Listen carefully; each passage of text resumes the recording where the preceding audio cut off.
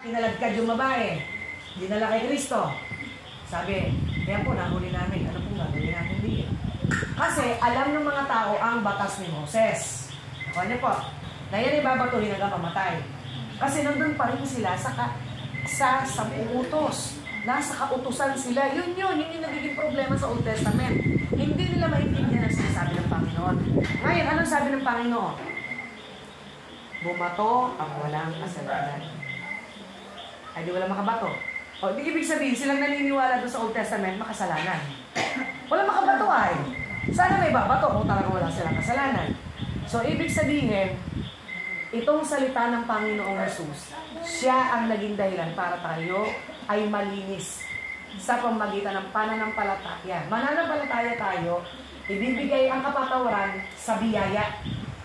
Pag sinabing biyaya, ito yung, anong sabi ko? Pag sinabing biyaya, anong kahulugan ng biyaya? Ano po? Sa English po ay grace. Ano po? Anong ibig sabihin po? Ay? Ito yung ibinigay ng libre sa pamamagitan ng